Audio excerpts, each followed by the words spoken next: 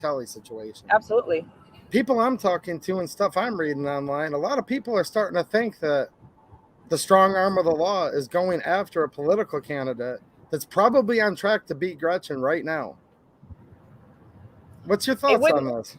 it wouldn't take a lot to beat her, I don't think, because look at it this way: in the midst of 2020, let's see, late summer and early fall, I had, for those of you who don't know, I had written a constitutional amendment petition that would have changed the Michigan Constitution.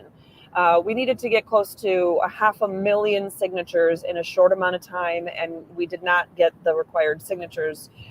So it didn't get put on the ballot. But um, I found myself going all over the state of Michigan, doing all these events, and literally all over. So way up in the UP where there's like 6 people, and on the west side, north of where we were living, like in Ludington and Muskegon, and up a bit in, Gaylord or Petoskey or Traverse City or Cadillac, but down Kalamazoo, Battle Creek, but all the way over, Lansing, Ann Arbor, and going on to the other side of the Thumb area, but right into the heart of downtown. So if any of you know Michigan or know Detroit, Hart Plaza is literally in the heart of downtown.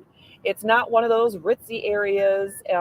Also, not super cool where somebody like Eminem will sing about it. It's not near 8 Mile or anything, but it's and at that time, I'm pretty sure the state was still under the lockdown orders. So most places, had their bathrooms closed if they were even open. And I mean, it was disgusting. But Yeah. yet there we were. I had petition volunteers, thousands of them all across the state collecting signatures. And I showed up to one of their events, to answer questions, to give a speech to let people know why I wrote the petition, what's in it, and answer questions. And there were people that we were trying to catch right off the street. Like we were literally off of that main street by Hart Plaza there. And it's, slower speed limit. We're catching people. And this is an area where very low income. So a lot of people are walking or, riding a bike or whatever.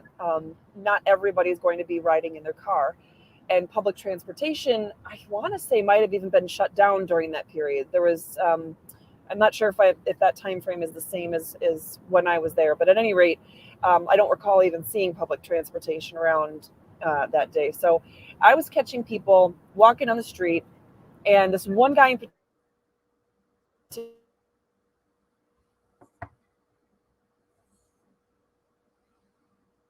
I think she just froze. Guys, she should be back in 1 second, hopefully, here. Basically, she had the Restore Freedom Initiative, which was a petition that would change the Michigan Constitution. And I know, like, am I back? yeah, you're there. Okay, you're Okay, back. I'm sorry. I could hear you the whole time. Okay. So, um, at any rate, this guy was like a serious Democrat, right? He generally loved everything Gretchen was doing, and just Democrats in general.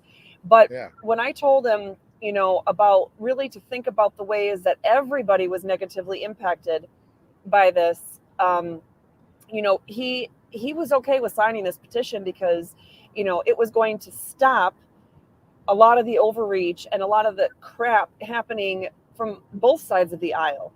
Now, Yeah.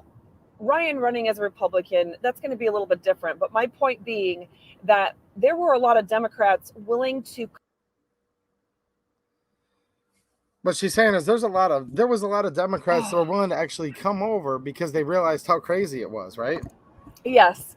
So, and I promise you I have full signal, so I have no idea why my stupid computer is doing this. I'm sorry. Um, but he has, you know, Ryan is as pretty much as conservative as they come. I mean, he has 6 kids, they homeschool, they do home births. They are awesome, amazing, wholesome American people. But he's also one of those people that he's very realistic about the values that he stands for. And, there are a lot of Democrats that actually love the Second Amendment. There's a lot of those in between voters that may more aligned with Democrats than Republicans, or vice versa. And, the people that kind of float between one party and the other from one election to another. He's going to be kind of like Trump in a lot of ways, where he's not a typical politician, and he's going to be able to connect with people on a very real basis. And people like that. And he's going to be able to reach just a lot of people in a lot of real ways. So he is the front runner for a reason. And that is why they know he's a powerhouse. They know that, he's got friends like you and me, and right there he should win because we're awesome. But no, he's got friends like, I'm trying to think of all the people that I saw come out. Matt DePerno, who is the Michigan Republican nominee for Attorney General, came out to support him yesterday. And state rep candidate Angela Regas, who's been a freedom fighter in West Michigan for, I've known her almost a decade, and she's been like that. Congressional candidate Tom Norton, who's a huge Second Amendment advocate, plus a veteran himself. And the list goes on and on. John Rocha, who was a state rep candidate, may still be, long story. But anyway, I believe he's a veteran. And there were just... most important, just regular nobodies, like just people like me that could just tell that he's actually just a really nice guy when you talk to him, which is pretty rare in politics nowadays. Yes. But he has a simple vision. See, he realizes that the government is not the solution and is not the answer. The government's the problem. We need less government sitting in Capitol buildings and more power inherent in the people, right? Yes, absolutely. And you talk about him being a real person. I'm gonna skip all of what happened until after we left the courthouse. Okay, we're literally leaving the courthouse building, and it was a point, even though the media was terribly harassing him and being in his face, and I'll go into parts of that in a minute, he still, even though his wife wanted to get the heck out of there, he tried his best to make sure she was good and she was, safe and all that, but yet really wanted to make sure he shook hands with or hugged every single supporter that came out. He was asking everybody to, follow him down to where his vehicle was. And, so basically his wife could have that barrier around her of the vehicle, because she had their youngest child, who's not even 3 months old, with her. And, his mom was with them, and at any rate, so he wanted to make sure he was at least there at their home base, so to speak. But then he wanted to make sure that, hey, everybody, come on down here. And he literally was like, did I get everybody? Is there a supporter I didn't say hi to? He literally said those words, because he legitimately, the man had just been locked up. He'd had his house raided in front of his children and his wife, and, tons of his stuff seized, which we'll go over in a minute, but like super traumatic thing going on. And he came out still with high spirits and he wasn't worried about himself in that moment. He was worried about graciously showing all the supporters who took the time to sometimes travel hours just to be there to support him. He wanted to show each and every one of them that it meant something to him, that they would take time out of their day to come and support him. So that shows the kind of person he is. Well, let's back up since we're talking about this. This is a good segue. I think most people know, but let's start from the beginning. So you were just talking right now about when he got out of jail. What happened the day before that? Like what actually, or earlier that day, I should say. How did it start? So I laugh because earlier today I had seen something on Twitter that Patrick Kolbeck, who's also somebody I've known and was friends with for years now. He's a former senator in the state of Michigan, and he's been the one leading the charge on election FRAUD. Anyway, he tweeted something about the situation, and he said something about a 1 a.m. raid on Ryan's home. And I said, hey, almost everything you said was correct in your statement here, but let's not over sensationalize. It was 8:45 a.m. And he wrote back and he goes, oh, you're right. The 1 o'clock was incorrect. Ryan has now said it was 9:30. And I was like, okay, Ryan might have said it was 9:30, but his wife told me yesterday, just less than 2 hours after it happened that it was at 8:45 and that she was making breakfast for all 6 kids. So I'm going to go with Tabitha on that one. But So anyway, so his so wife's helping to make breakfast for the kids, and from what I understand, because you were like right there, not in his house obviously, but right there, right around the time this happened. I know. Is it true that yeah, they so actually showed up, like the SWAT team, and like came in on him? 25 FBI agents came into his house and, searched and seized and took whatever they wanted, and in front of his 6 children and his wife. And this was first thing in the morning when she's making breakfast for the kids. And then they take him, and they would not tell her what they arrested him for. They would not tell her how many charges. They would not tell her where they were taking him. What they did tell her was that in theory he should have a hearing between 1 and 3 p.m.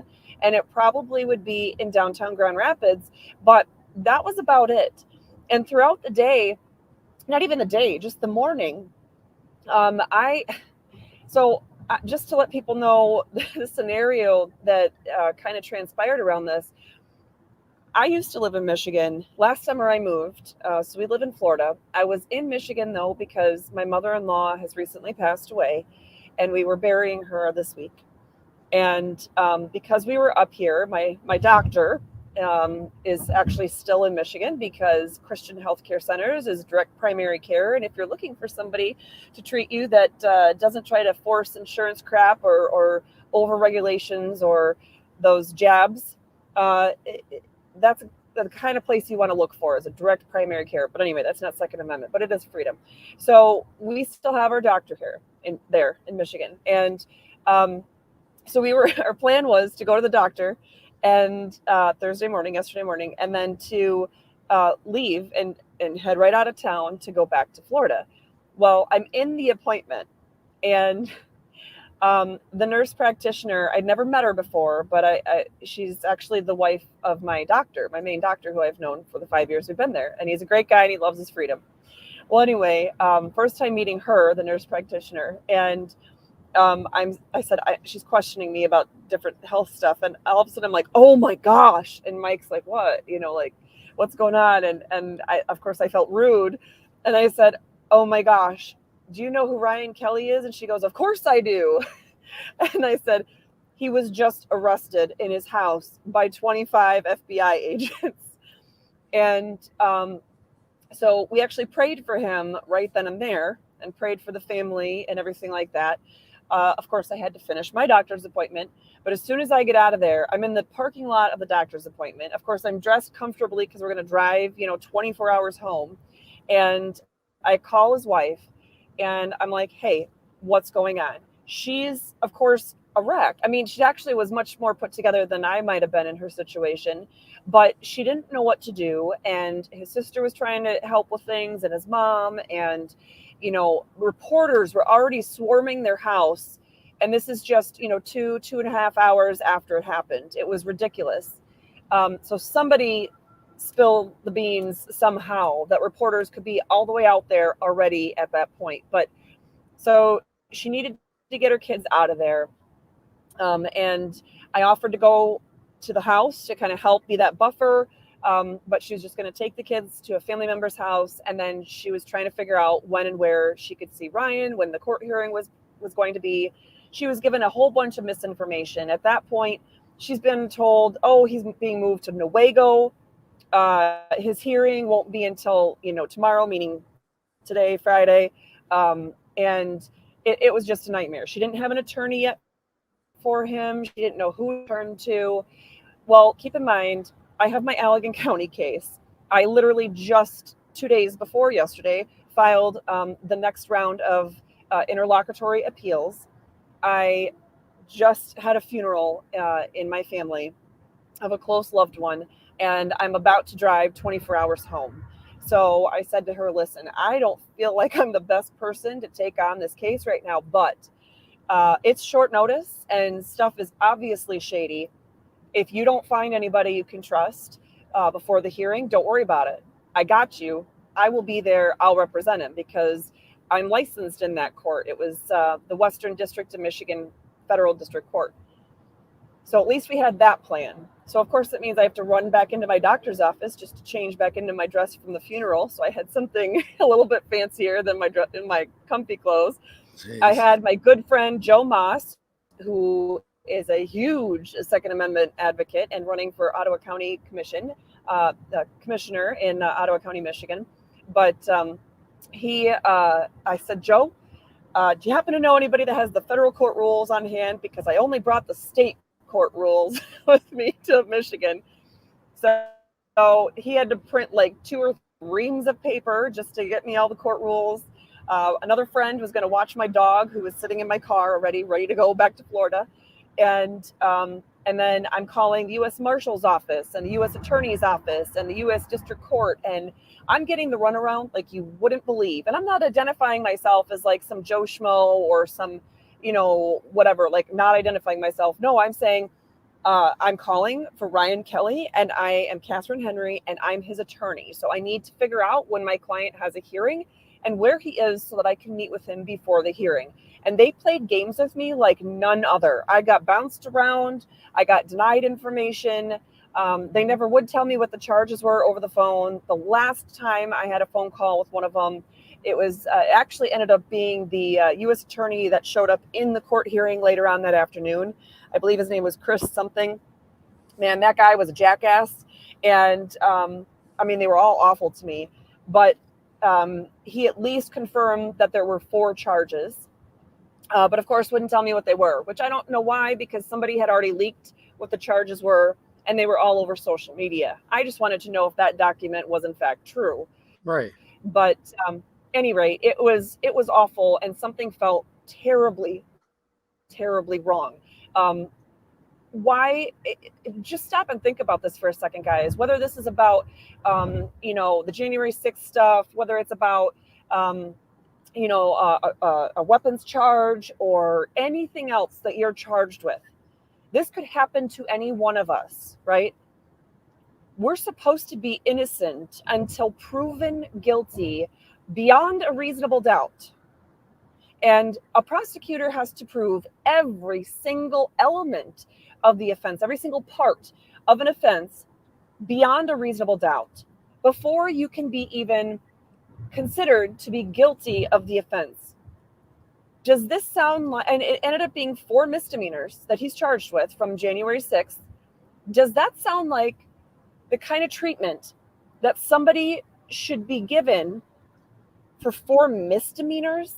So hold on a minute. Misdemeanors, which is a crime, but It's not considered a high crime. And I thought, I know you're not normally a criminal lawyer, but you know more about this than I do. Oh no, normally I do criminal stuff.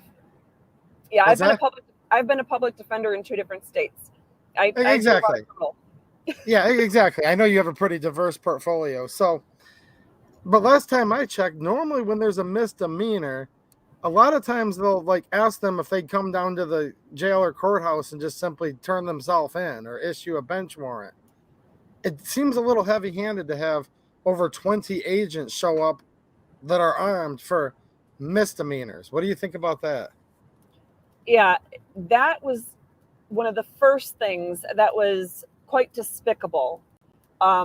Never in my life have I heard of a situation where you're going to, ransack somebody's house, where you're going to show up with so much you would think he was on America's Most Wanted, that he had been some school shooter or something. That's how much force from the federal government showed up at his door first thing in the morning to scare the crap out of his wife and traumatize his 6 children. Now, I'm going to add something to that, though. Obviously, it's to scare his children, his wife, to scare him, but I think it's to scare not only all the Michigan residents, but I think it's to scare everybody in this whole country. Oh, yes. Oh, absolutely. And the timing. So earlier you mentioned the fact that, the race is, it was most recently at 10 official candidates for the Republican primary for the race of governor. And that it had just been brought down to 5. Well, literally, it has just been brought down to 5. And I want to say within 48 hours before this arrest, maybe even less than that, was when the poll results came out showing that Ryan Kelley was now not just the front runner, but by far the front runner out of all 5 remaining candidates. The timing of this, if you look just at that alone, is suspect.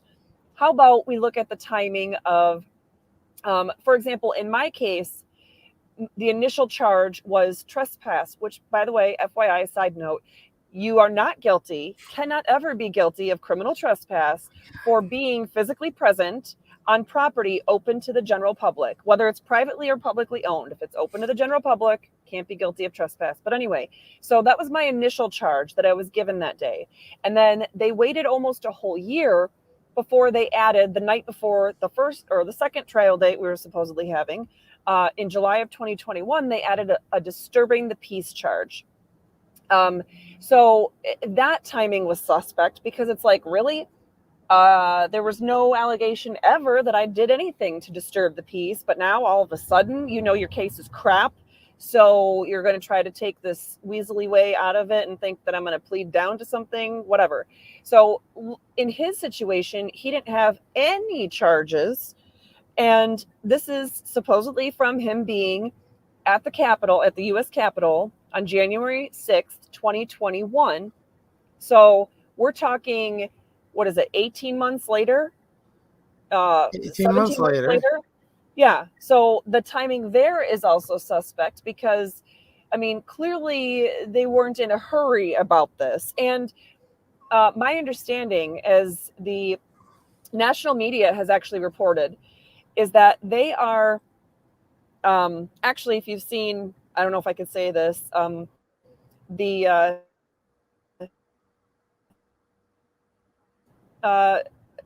movie that's out there, documentary. I'm going to try not to use keywords, but anyway, it has to do with something that's it's a mix between a horse and a donkey.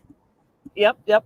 So they in that documentary, they explained that for the January 6th cases, the FBI has been using cell phone metadata to locate people, so they know which cell phones were at the Capitol, at the U.S. Capitol that day, and so they've known all along, right? They've known from day one. So it it does take time to sort all that out, but it certainly they've already had.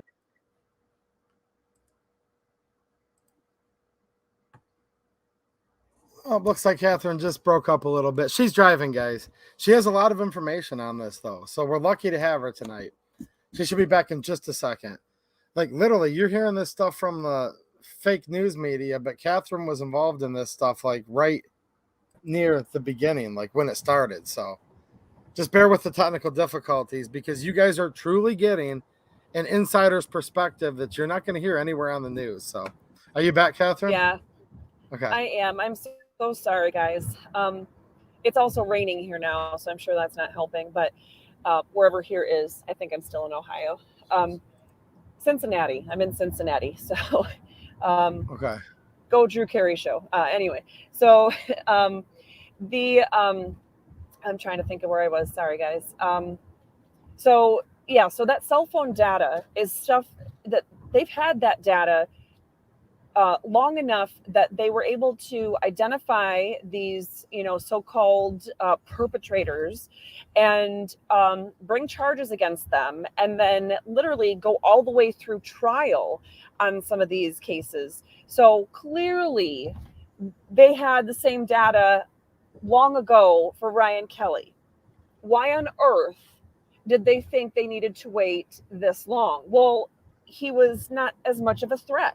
They waited until he was a political threat before they decided to take any sort of action. They were timing this so that this would take him down and take down, quite frankly, anybody else who was thinking about standing up and, getting involved. And, if any other candidates thought they were going to fight for freedom or, whatever the case may be. And I've known Ryan since longer than that. And I actually talked to Ryan on January 6th. let me put it this way, though. There's something else about when they raided his home and they were looking for all this evidence. First of all, what kind of evidence do you think anybody would still have from any kind of crime if you're talking about 17 or 18 months later? That's just stupid. Wow. Second of all, especially in a house with 6 kids, do you really think stuff's going to be left preserved when you have 6 children in the same house with you? I have one, and yeah. Exactly. I have 4. And so, second of all, you guys have probably seen, I'm sure it made it to some of the national news stories too, but the charges, the 4 misdemeanor charges were essentially like trespassing. Oh, I'm in Kentucky now. Are essentially trespassing, in a restricted government facility, destructing property.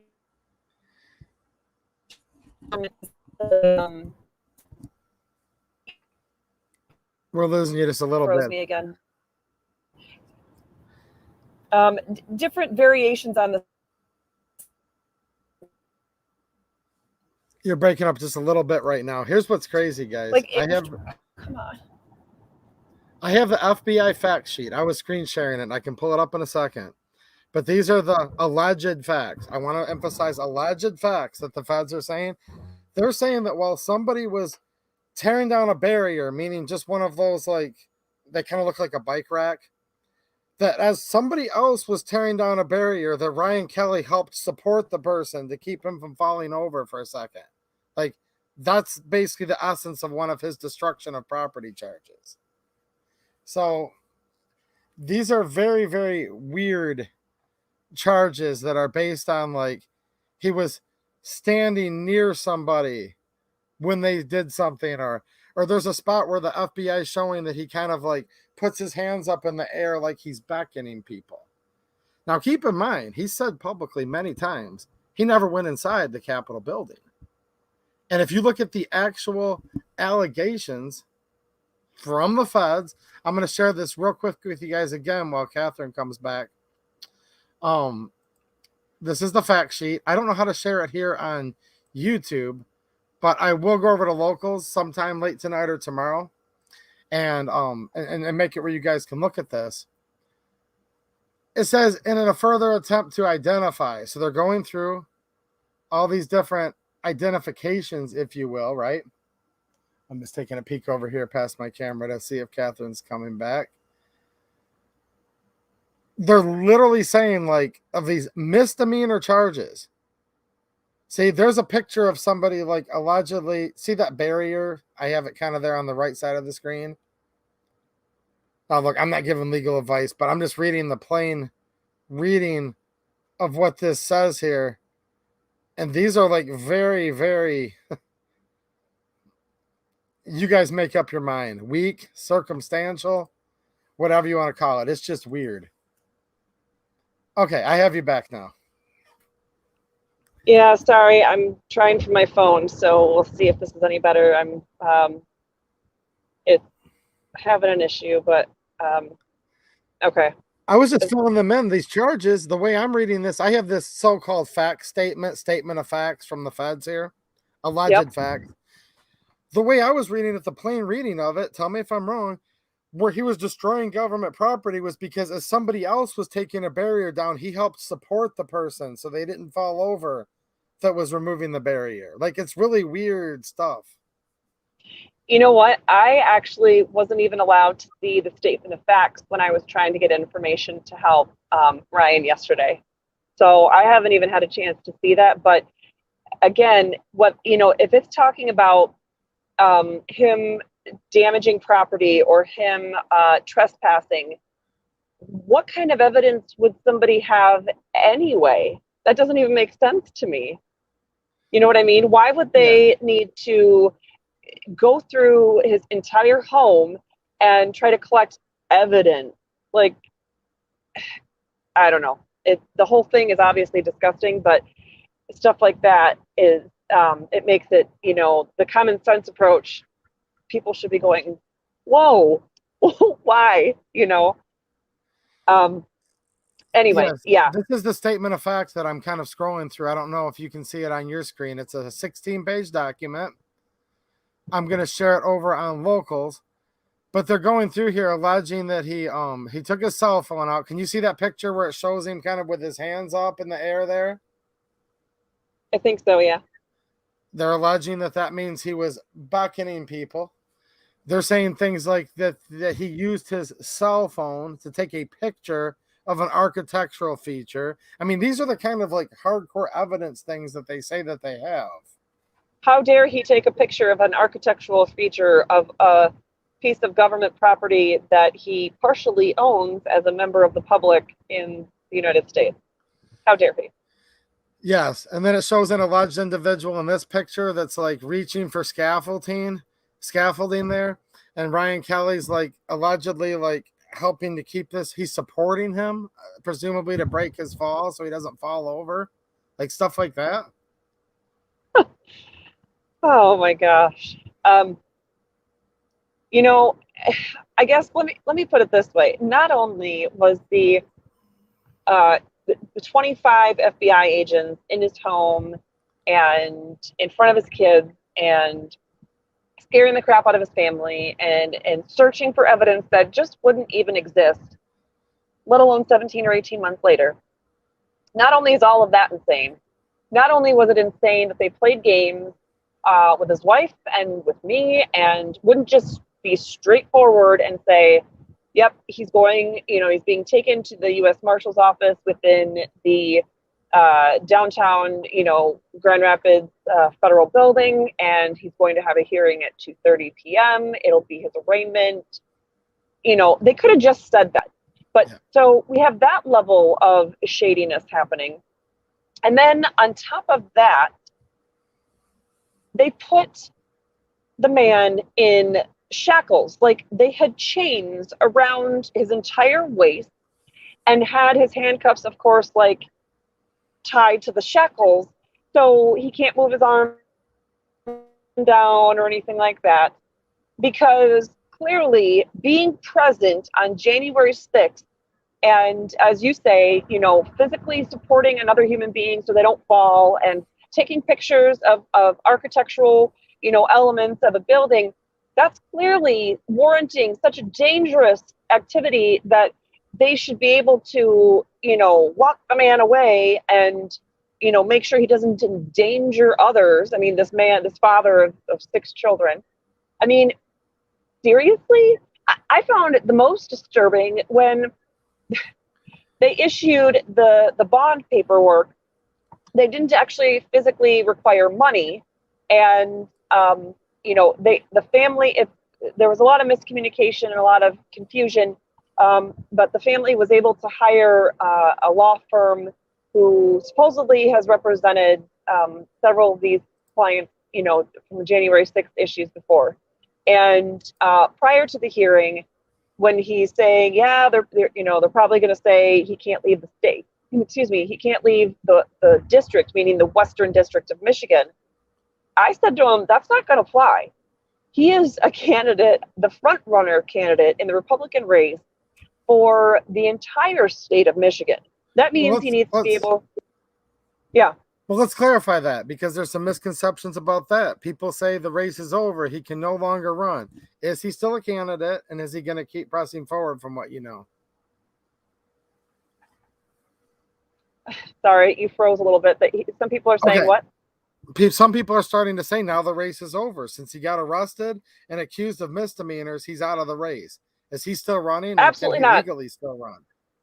Every person who is charged with a crime is innocent until proven guilty beyond a reasonable doubt in a court of law.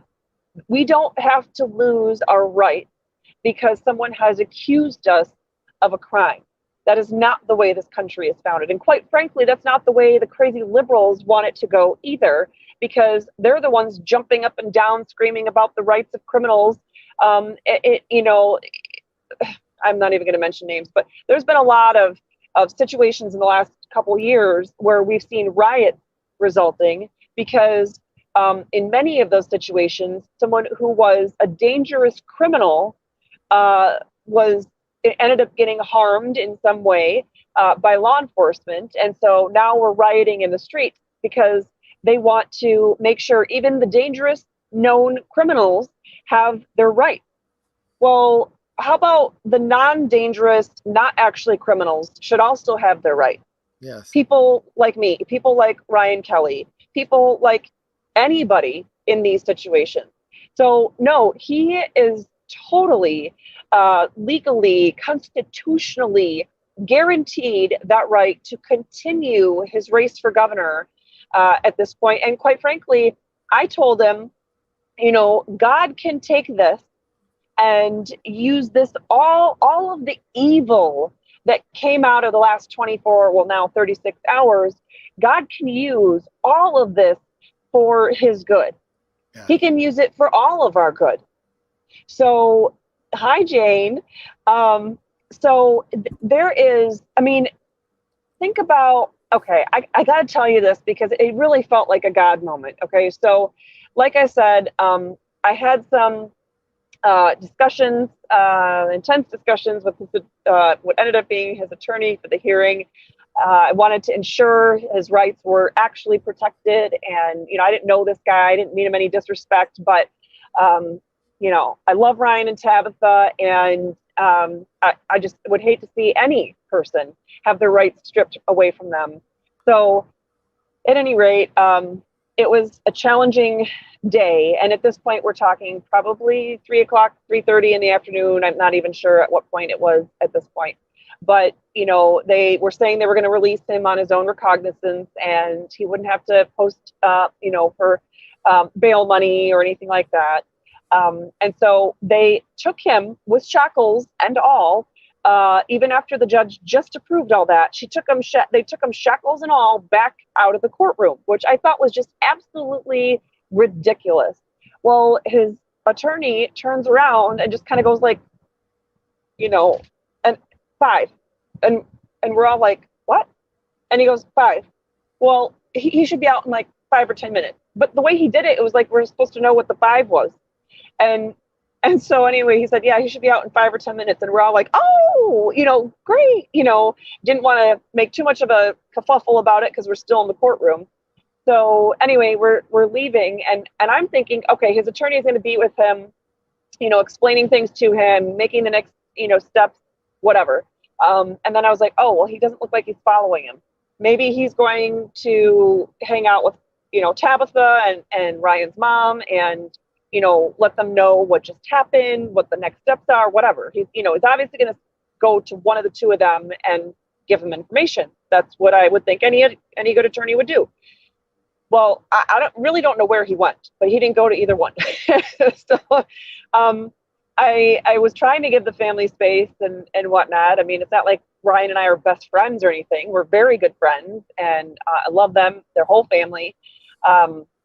But I'm trying to give them space, and then I see they're trying to get in the elevator, and there's media that are like trying to squeeze in the elevator with them. So what do?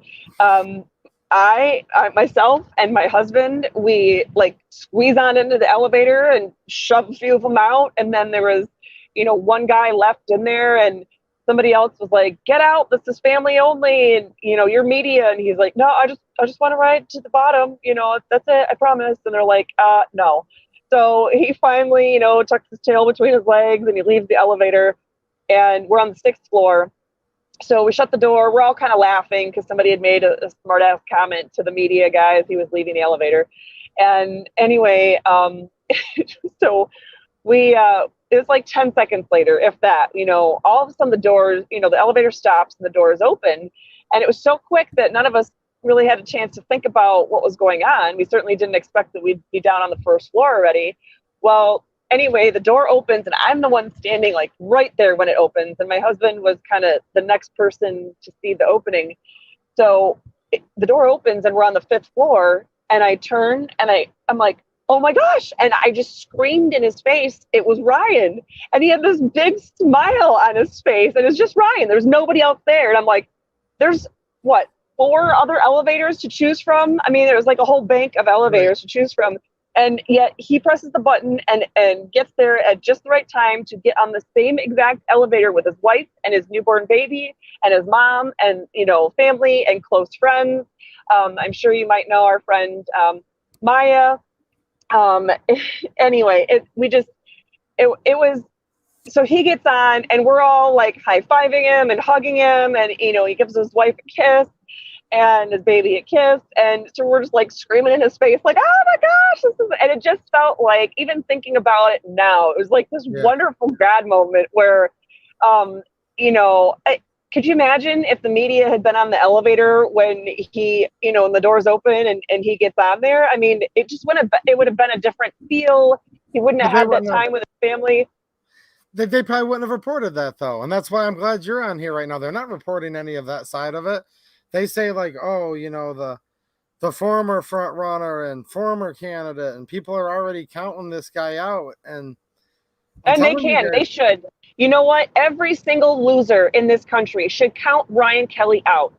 All of you people who are too stupid to see the truth, you go ahead and you count him out. Just the same as you better damn well count me out and count me as pleading guilty in my own case. Because guess what? You go ahead and you underestimate us freedom fighting, Constitution loving Americans, and we're going to kick your ass from here to next Tuesday, every day of the week. Ryan Kelley is not only going and continuing this, he got on my understanding, all kinds of news outlets last night, from Tucker Carlson to Sean Hannity and a bunch of, mainstream media and not so mainstream media. He is going to utilize this notoriety that they're trying to make it into. He's going to turn that around and use that to his benefit, because now guess what? What candidate has more press than Ryan Kelley? Out of all 5 of these gubernatorial candidates, out of every single candidate across the United States that's running for race for governor, or quite frankly, any race, how many are going to have more news coverage right now than Ryan Kelley? Not a single one. No, you're right. You're right. And for all the people hanging out in the chat, there's over 200 people watching. Look, guys, it doesn't matter if you live in Michigan. You should really look closely at voting for Ryan Kelley. But even if you're not going to vote for, I want all of you guys to get energy from this too. This is literally a referendum to not only the people from Michigan, but to the American people right now. Are we going to be afraid of the federal government and just let them turn this into a completely communist country? Or are we going to say, no thanks. The will of the people is this. I'd like to see you stop us, right? Exactly. And here's the thing. From the second that elevator door opened and we could see Ryan's, and like I was face to face with him, that man was smiling ear to ear. Is it because he loves being tortured by the federal government? No. Is it because he was super happy about his house being, ransacked by 25 agents and his wife and children being terrified? No. He is, is that Rob? I think that's What's Rob. Rob. Nice to see you, man. He is just one of those genuine people. And I didn't even get a chance to ask him, like, hey, why are you smiling? He is just one of those genuine people that I'm sure was thrilled that he was finally out, that he was thrilled that, he is given better due process opportunities than some of these other January.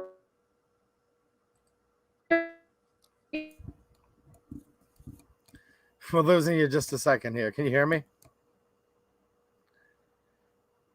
Guys, look, somebody mentioned something a few minutes ago in the chat, and I want you guys to think about this. Somebody talked about that Reich that was supposed to last 1,000 years in Germany, where they had the Night of the Long Knives. That is an interesting question to bring up, actually, isn't it? I just saw that earlier in the comments. Katherine will be back in just a second. I know where she's at. She's in like northern Kentucky area, and it gets pretty bad service on that area. Are you back? I think I'm back. Can you hear me? Okay. Okay, I can hear you now. Yep. Oh. Okay. Oh.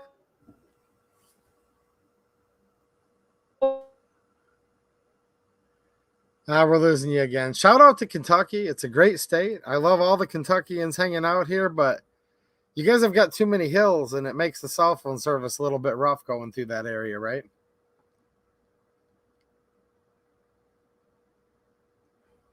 All right, I'm getting a little spiral here. We'll bring her back in 1 second here as soon as the cell phone service comes back. But yeah, I reached out to Ryan Kelley and his campaign. They're clearly super busy at the moment. I didn't get a response yet, but maybe we'll get him on in a future stream. But this is awesome. Katherine has a lot of behind the scenes insight on this that I think is important. So are you back? I am, and I have Okay. full bars, so I have no idea why this is doing this. So I'm just trying to think if there are any other highlights that would be super important to cover before my phone decides to freak out again. Are there any other questions, I guess, that you can think of that should be covered? Yeah, so I'm glad you brought in the whole behind the scenes part about how there's still a high morale with him and his family and all of his supporters. And I want to pass that on to all of everybody watching throughout these 50 United States. We need that morale, right? Absolutely. Is there anything you guys are wondering here? I mean, there's a very robust conversation going on in the chat right now, and I'll catch up to all you guys in just a minute. Let's see if we have anything specifically. If you guys have any questions for Katherine, I'll grab those real quick. I see Lori DeVries in here. She's awesome. I know she's been helping so much with all of your endeavors. Oh, yeah. I'm just trying to get her to move down to Florida, but Shout out to you, Lori. Now, look, right now, in my opinion, we have one of the most, and it's tough because there's a lot of bad ones. We have one of the most tyrannical governors in these whole United States. And if you guys remember, and look, I'm not calling for a civil war or calling for a call to action here, but I think we're in a sort of cultural civil war right now. I really do. yeah. If you look at the North versus the South, it actually started when there were states that were peacefully seceding from the Union. And then you have down in South Carolina, there was a fort, and the Union soldiers wouldn't leave the fort. And finally, South Carolina said, get out. And that's when things very, very quickly turned. I'm hoping that we can just take all of this encouragement right now and have just a peaceful separation. The rest of these people, they can go do whatever they want to do. But clearly, people in Michigan and throughout all these 50 states want people like Ryan Kelley. They're going to come in there and stand up for your inalienable rights, right? Absolutely. And I'm just thinking, I have a friend, his name is David Blair. He was spearheading the recall Gretchen Whitmer petition in, I think it was still 2020, might have been 2021. They've come after him, and he has some misdemeanor charges that he's trying to fight, and the whole process has been shady. I'm thinking of Adam Heikola, who was in the American Patriot Council with me and Ryan Kelley. I like Adam. From the very beginning. He's a bit much sometimes, but he loves his freedom, and he definitely doesn't, take crap sitting down. So, of course, he was charged with some misdemeanor charges and had a trial, and there was a lot of hinky stuff happening in his trial. So now he's working on an appeal. There's so many people. Our friend Chris Shornack, he was in the American Patriot Council with us from the beginning, from April of 2020, and his brother. I might be misremembering this, but I think his brother had received criminal charges from the January 6th incident as well.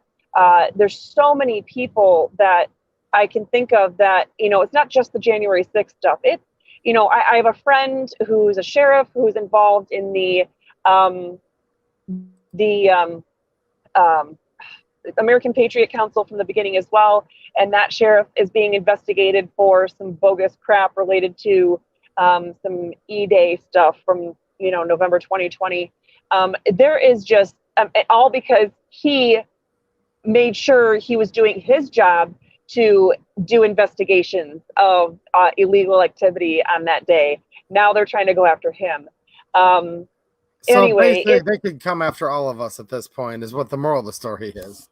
Think about it. I mean, they go after people that, average Joes that aren't really getting out there, but they're purposely targeting the people that have been out there from day one, making a lot of noise. and they tried to take down the Michigan militia guys by doing all this fake kidnapping crap. And two of the guys involved in that, the Knoll brothers, they are some of the sweetest, kindest, best human beings, fathers and husbands and hardworking guys that you could ever meet. And my understanding is that they still have yet to have their preliminary examination in their charges. And it's like they were taken very, abruptly away from their families, and their houses completely, violently ransacked and damaged in cold weather, nonetheless. And their families were held hostage by 3 separate law enforcement agencies. And their families, their parents, their young children, and their wives were traumatized by all that was going on. And like I said, 3 law enforcement agencies involved in this. They were not told what the charges were. They were not told where they would be going. Their families were not told. I'm getting the call, and it's like, I think it was like 10:30, 11:30 at night. And if I wasn't working on the brief to fight the Michigan governor's executive orders, as she was trying to revive them after the Supreme Court had said no to her, if I wasn't trying to finish that up so I could get it filed the next day, I would have driven down there myself. I mean, it's the first time I've ever punched a wall in my life, but I punched that wall because I knew I couldn't be in 2 places at once, and I had no idea, who I could possibly send to help them. But my point is, they are trying to take down whoever they can in whatever ways they can. And why do they fight so hard against some of this E-Day stuff? Well, let's look at what Jocelyn Benson did, what was it, 2.5 weeks or so before the election in 2020. She sends out this directive to everybody saying you can't carry firearms at polls. I reported on that. Yeah. And so I have a friend, several Second Amendment friends, but one, I'm pretty sure my friend Tom Lambert, who used to be the president of Michigan Open Carry, was involved in a lawsuit that ended up making it to the Michigan Court of Appeals, where they basically denied the appeal and did it as a 1-page order saying, listen, there's laws on the books. If you're worried about people breaking laws on E-Day with firearms, there are already laws that handle the whole gamut of things that you could be worried about. You can't just make up a new rule and enforce it as though it's law. And so, there were people that were fighting that. And, so what do? They just want to shut down anybody who's fighting against any of this in any way. It's something, I don't know if you guys know this, but attorneys that have been fighting against that E-Day stuff, or some of these other, problematic topics, they have been singled out, and they have been targeted by the attorney general in their state. So, for example, Rudy Giuliani, Sidney Powell. In Michigan, I have a friend. Why am I blanking on all my friends? Anyway, there are friends that Scott Hagerstrom. He was the one who was Michigan licensed that worked with Sidney Powell and Rudy Giuliani when they were filing their complaints in Michigan court over that stuff, at the end of 2020. But they're trying to go after any attorney. They have point blank said, we are going to go after every attorney to try to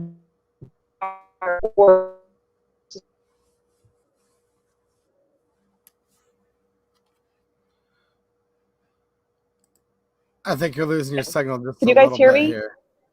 I can again now. We're losing your signal though. Okay, now you're back. Sorry about that, guys. So anyway, the point is, they're trying to go after any attorney that will stand up. Clearly, they tried to make an example out of me when I was there representing petition circulators. They wanted to make sure, they knew I was coming as an attorney. They knew I was coming simply to represent the rights of individuals who asserted that they had a legal right to be present at the property. And the deputy welcomed that conversation, but it was like a trap. And so they proceeded to illegally and unconstitutionally arrest me.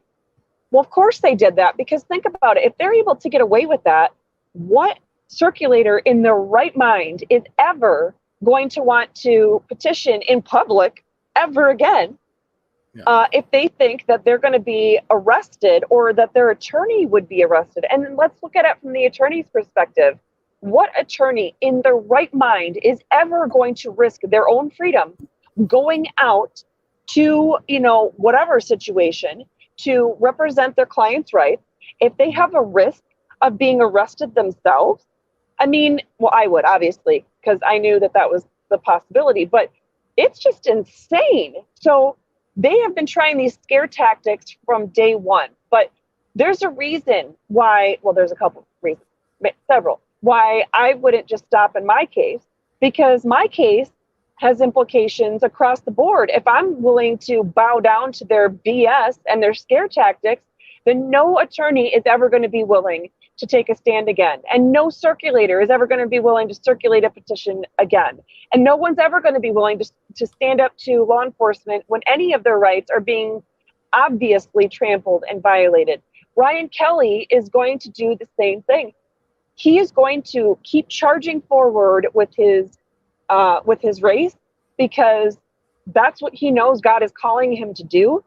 But if he were to back down and fold and give in and say, I'm just done, obviously I can't win the race now, what message would that send to all the non-politicians out there, all the average Joe American people who simply can't take the bull crap anymore and they just want to make a difference?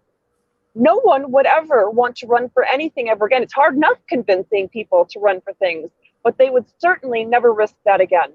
So Ryan's got to continue in his fight the same as I have to continue in mine and every other freedom fight out there.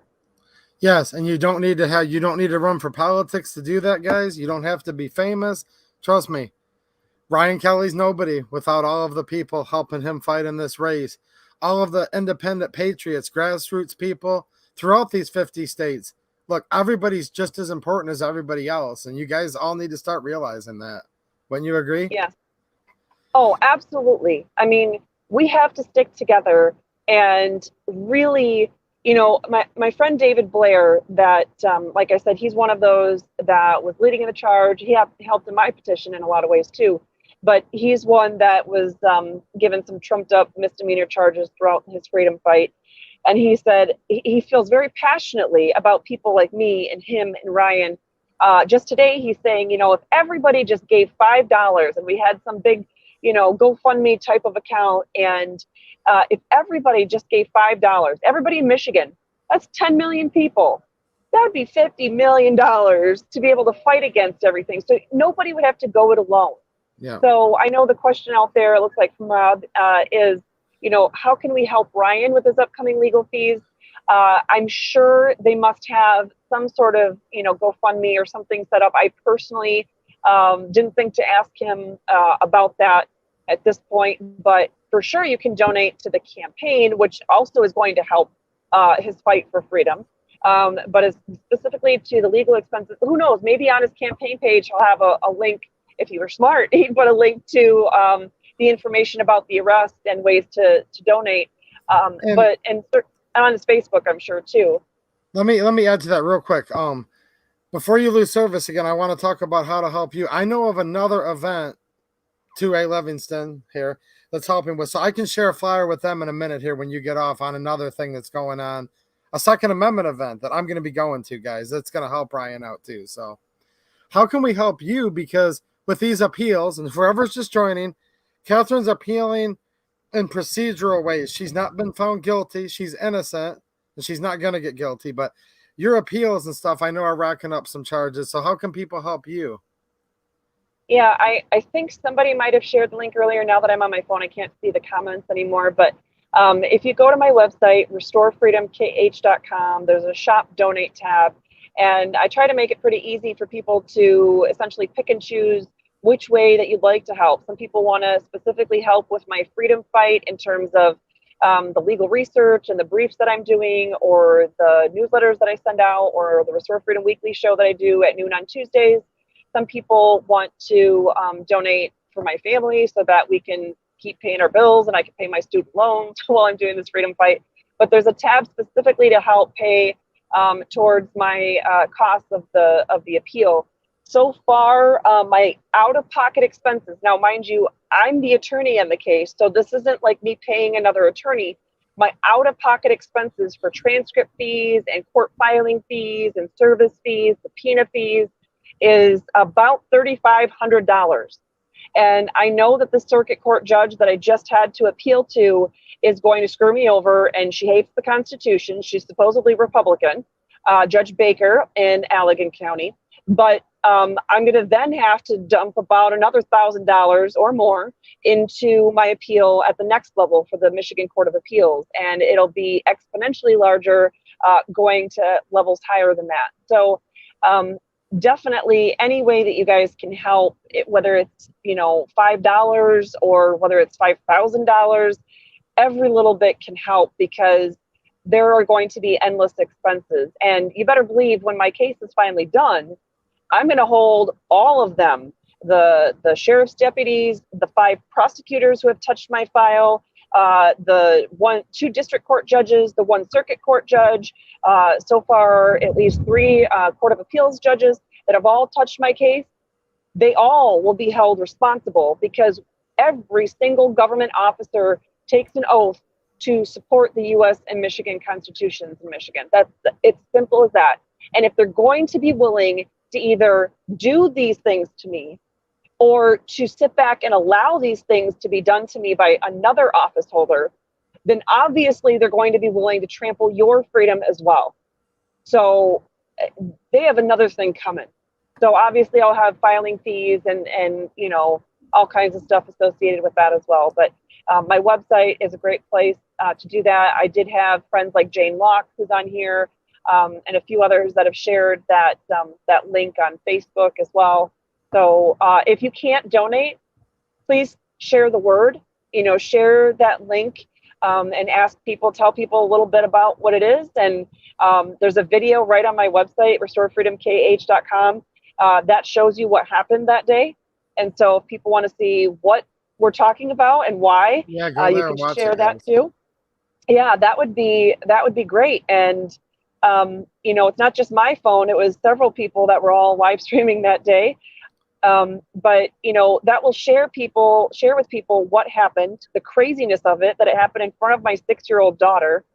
And that this is a fight that is very real, and it's very much something that could happen to any one of us. And that's why we have to stick together. So like I said, even if you can donate, if you can share the word so other people can donate it as well, that would be greatly appreciated. And if you don't do much of social media and you just happen to, listen in when your spouse is doing this on their, listening to this show on their computer or something like that, then at least if you can offer prayer to me, to Ryan, to David Blair, to every freedom fighter who is being attacked right now, definitely prayer is something that we can use. I know, talking to Tabitha yesterday, Tabitha would greatly appreciate prayer for herself, her husband, their family, their kids,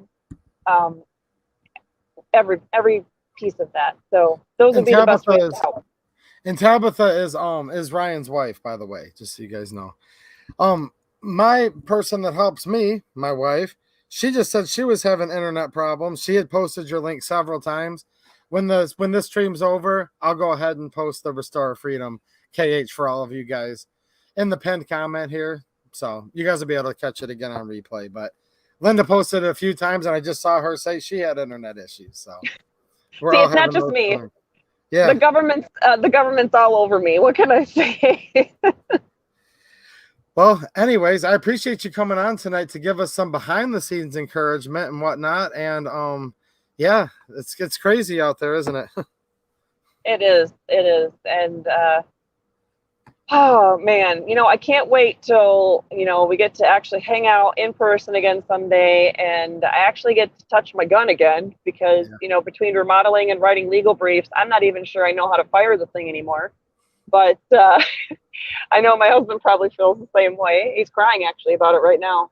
Oh, he's a gun guy. We've talked guns more than once. What's happening, Mike? He says hi to you, babe. Mike says hi. So we definitely look forward to definitely hanging out and being able to, shoot our guns and relaxing and being around friends who love their freedom just as much as we do. Awesome.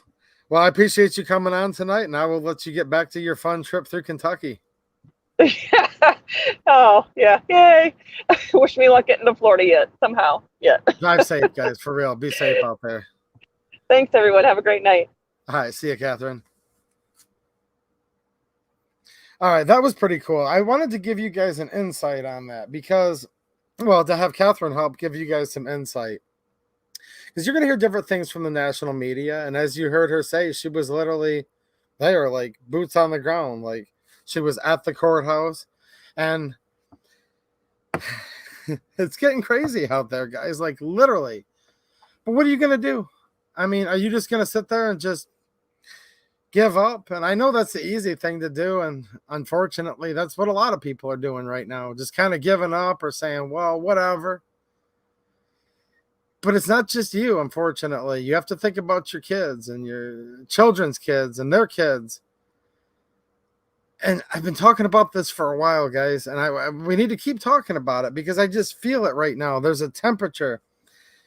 And it's like this. It's like it's raising in the room. And you can just feel the pressure from both sides that are ready just to completely and utterly collide.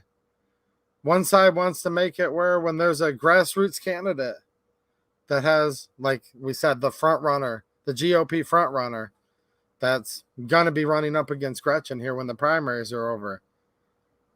They wait 1.5 years to charge him with misdemeanors. Now, right around the same time, there's an omnibus gun bill that's going to, let's just say, ban everything. Will all of it go through the Senate? No. But think about red flag laws. Any internet troll, any ex-girlfriend, ex-wife, maybe somebody random down the street, maybe some random police officer. Think about that for a minute. 25 police officers, federal police, Fed boys, glowies, whatever, right? Show up to arrest a man in front of his 6 children and his lovely wife while she's making breakfast for them. On a misdemeanor? What happens if red flag laws go through? What are they going to do to you? Just think about this for a minute. I don't know if Ryan Kelley's rich or he's poor, but I know he's a real estate agent. And hopefully soon to be the next governor of Michigan, the 50th governor of Michigan. I'm a nobody, guys. I know most of you are all nobodies, and that's why I like hanging out with you. What could they do to you if a red flag law goes through? And I think almost everybody here, I'd like to say everybody, but I'm a realist. Almost everybody here agrees with me. Look, we cherish the whole Bill of Rights, all of it. The right to due process. It's very, very important. Due process under the law is literally like about the only thing that keeps America different than many other countries. Countries that we fought a revolutionary war against. For example, due process, red flag laws, literally end due process. A right delayed is a right denied. There's no such thing as take the guns first, then due process. That's a fallacy that doesn't exist. A lot of us are, Second Amendment people, obviously. We cherish the right that the Second Amendment protects. Did not give you, but protects. Your rights are given to you, endowed by your creator. And I've said this so many times, you need to think about that. The Second Amendment is there, not for if, because there's no if about it, but for when they come for all the rest. They're coming for all the rest right now as fast as they can. And there is going to be a point in time where people show up and say, arrest this man. And then another group of people show up and say, no, arrest that man. And both sides have guns, and both sides may be the police, maybe the people. I don't know for sure. But this has happened in this country before. This has happened in places like Germany, many, many other places. And it gets to the point where people are going to, like I said, have a time for choosing. Now, you only have a choice in the matter as long as you have firearms. That's what makes America different. That's why they didn't just like talk about it. No, they literally enumerated it. A well-regulated militia being necessary to the security of a free state. The Second Amendment is so beautiful because it literally tells you why. To protect all these freedoms, to protect Catherine Henry's ability to petition the government. There were petition circulators well within the law. Go watch her video at restoreourfreedomkh.com. You'll see what I mean. That right was denied. And she was arrested for trying to intervene and advocate on behalf of her clients. Ryan Kelley's out there saying, we don't need more government. That's the problem. We need not less government. The right to keep and bear arms shall not be infringed. And Ryan Kelley is friends with a couple of the prominent militias in Michigan. And he does wear a gun on his hip frequently when he campaigns. And they want to stop that.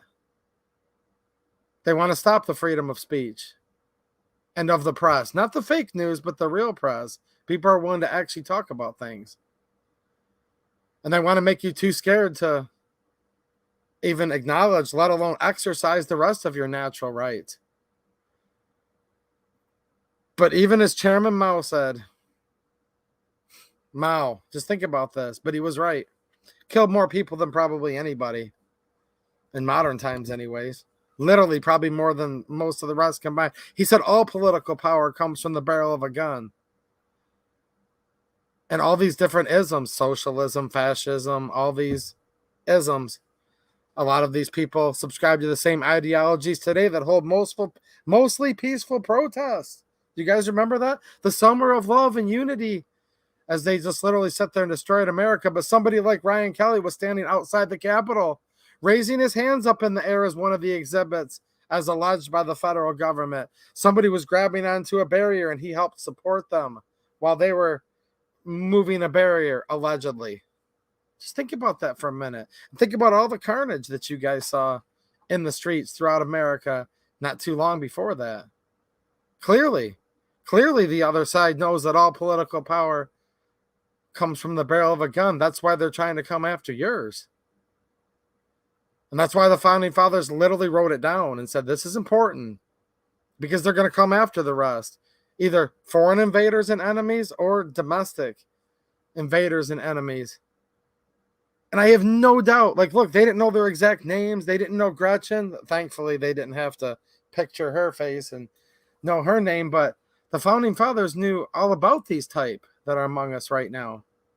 And they knew all about an overreaching state. Like, literally, if you look at the words of the Declaration of Independence, look at the Bill of Rights. Not granted to you by government, but that government is there to protect. That the only reason the government would even exist at all is to protect your natural rights that are endowed by your Creator. These are laws of nature and of nature's God.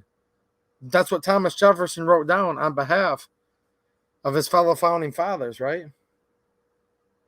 Think about that for a minute. And now they're trying to turn it around. And they're trying to distract you and say, oh, is the deer wearing Kevlar? No, it doesn't matter if it wears Kevlar or not, because the Second Amendment has absolutely nothing to do with hunting at all, actually. And why do you need? I need because it was put in place to protect against a tyrannical government. And if the government's not tyrannical now, then what the heck is it? Like, how would you even possibly describe it? Think about what's going on here right now. It's all at once. It's all at the same time. They're trying to get people disgruntled. They're trying to get people weak. I know most of you don't live in Michigan, but I hope tonight's stream was still, somewhat fun for you. We need to make this stuff fun. We need to make this stuff encouraging. You guys want to sit and rip on Gretchen and rip on the former vice president? That's awesome. Because again, politics is downstream from culture.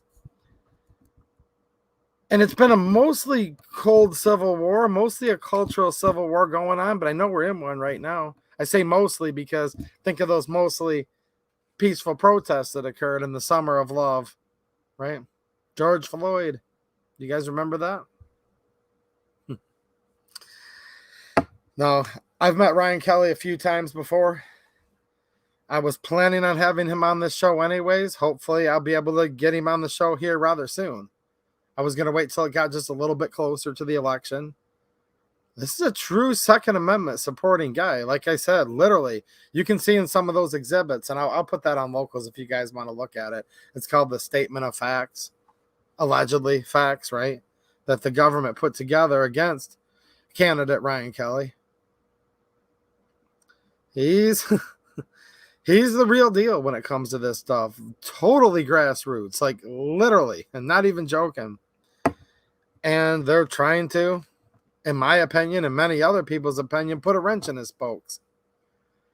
And it has everything to do with Ryan Kelley and Catherine Henry's fight for so many different types of freedom. But the day she was arrested was primarily, I would characterize it as a First Amendment issue, right? Yes, they want to scare Katherine and they want to scare Ryan, of course, obviously, right? But actually, I think that's secondarily to who they're really trying to scare. I believe they're actually trying to scare you. Because we talked about tyrants earlier, didn't we? Just a few minutes ago. And when the government fears the people, there's tyranny. And I have no doubt they want you to be scared. But when the government fears the people, there's liberty. I mean, there's 10 million of us just in Michigan alone. Okay? There's over 300 million of us in these United States of America. They can't just arrest all of us. They can't just kill all of us just for wanting to be normal people. So don't be scared. Exercise your right to vote. I mean, I know there's not a lot of faith in these types of things anymore. I get it. But it's still your right. When we say things like you have the right to face your accuser, you have a right to a jury of your peers, and all these things that red flag laws violate, and we say, well, hold on. Take the guns first, then due process. A right delayed is a right denied.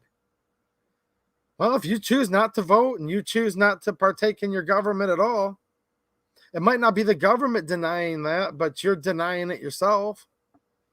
And I don't really know how much of a difference there is in the end. And look, I get it, guys. The former vice president. Look, I'm a realist. I get it. I already know what you guys are typing as fast as you can, and I get that too. But I'm still going to keep voting, guys. I'm still going to keep being an advocate and talking to people who are candidates, talking to my just fellow regular people that are just hanging out, because you guys all matter actually more than the candidates do. They're just supposed to be somebody representing you. But the former vice president, let's go, Brandon. I would note, hi, Susan Wiki, by the way.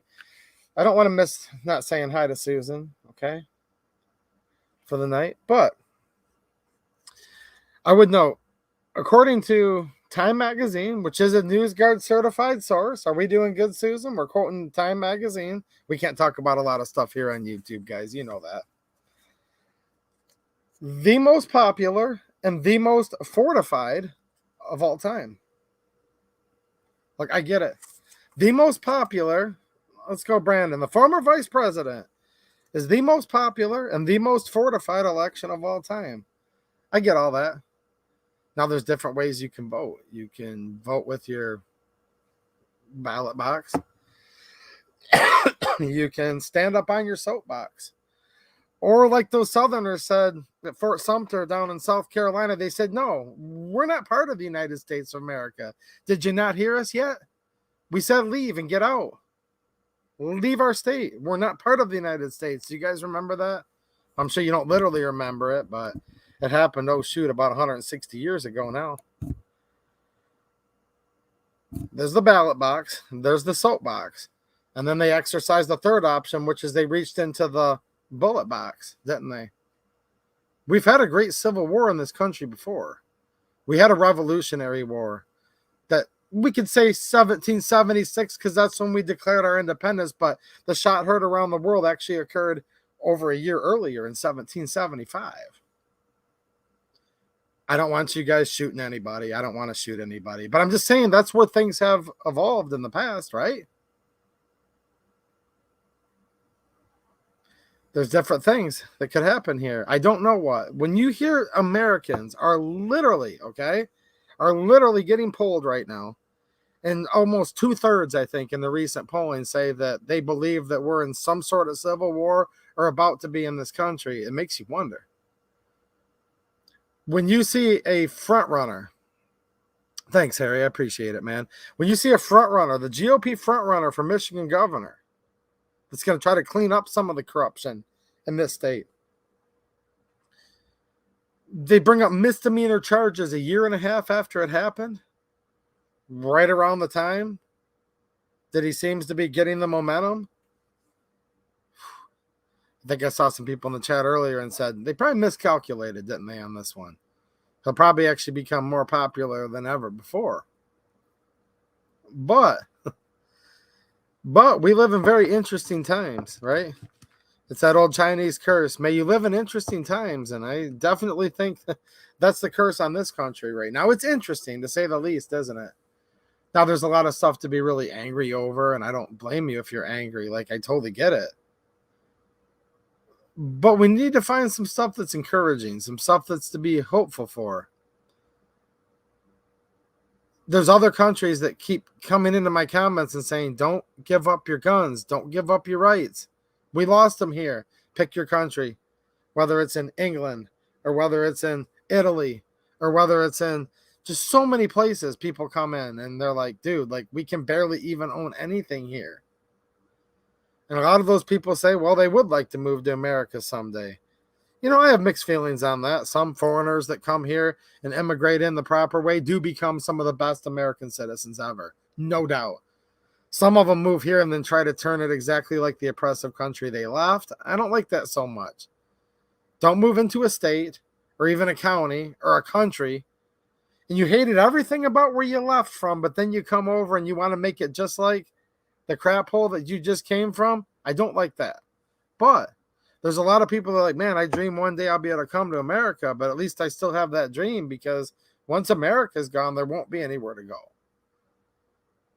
So this isn't to like make you guys scared. It's just to try to get your attention enough to truly think about what's going on here.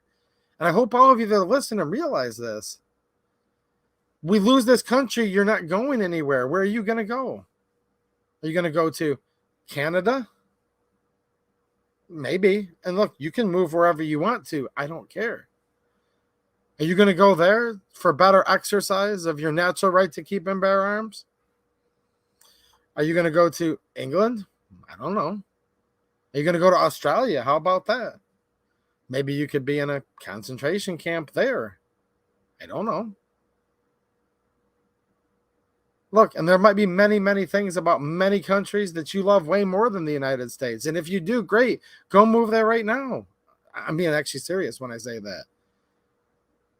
But if you enjoy any rights that were endowed by your creator and that the government would be instituted among men, and the only reason the government would exist at all is to protect your natural rights that were given to you by your creator, given to you by God, you better protect them here, because there's nowhere for you to go, like, at all.